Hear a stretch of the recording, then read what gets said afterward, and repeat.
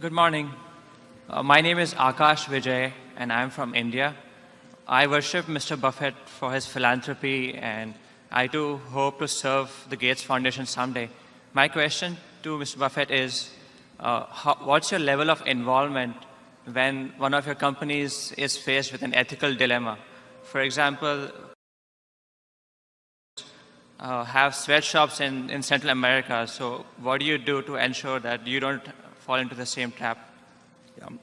Well, we let our managers run their businesses, and we've got some terrific managers, not only in terms of ability, but I would say that what we have seen of the ethical standards of our managers has been extraordinary over the years. That doesn't mean there aren't slip-ups here or there, but taken as a group over decades, I think that I'm very happy, in effect, turning over the keys not only to the financial performance of the business, but in terms of how they behave. And I would say that I think you're quite wrong in terms of Fruit of the Loom's operations are conducted in the absolutely terrific standards. John Holland's here. I'd be glad to have you meet with him later.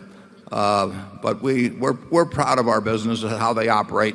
We do not give them elaborate guidelines. I write them a letter every 2 years, roughly, and I ask them to send me a letter telling them who they think should be the successor if anything happened to them that night. I keep those letters around. Fortunately, they don't come into play very often. But I also tell them we've got all the money we need. It's nice to have more money, but we're not going to lack for money at Berkshire Hathaway. We don't have a shred of reputation more than we need, and we never want to trade away reputation for money.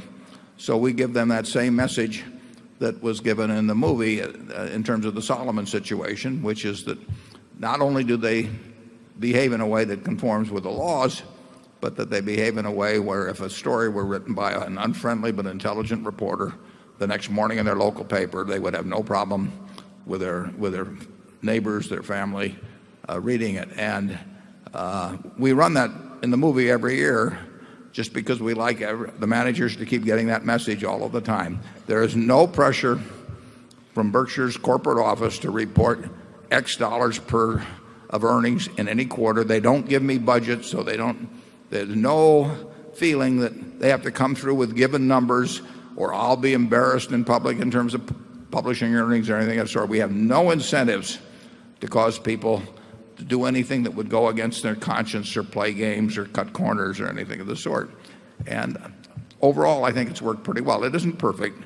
You can't have 250,000 people in the city without having something going on at some point, and we do have 250,000 people working. But I'm not unhappy with our batting average. Charlie?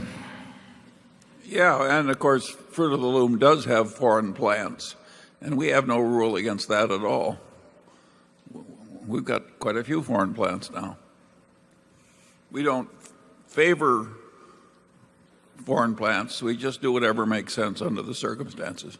Yeah, we had a shoe business I've written about in Maine, and we have wonderful, wonderful workers there. They were more productive than workers around the country, around the world.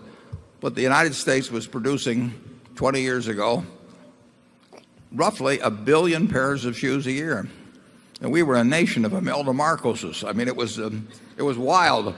And, you know, Brockton, Massachusetts, and you name the towns, revolved around the shoe business, as did a town called Dexter, Maine. And we bought that business, and we tried to compete. We had a good brand name. We had great workmanship. And we found out that it just plain wouldn't work against competing against shoes produced in China. So now it's over 1 billion pairs of shoes a year used in this country. Basically, they all come from outside the borders, and you're going to see that.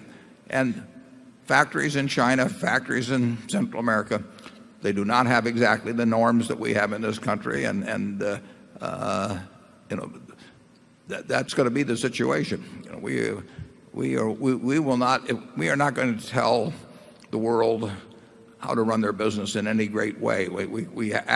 Obviously we have some standards that have to be met, but they are not exactly the situation you're going to find in the United States.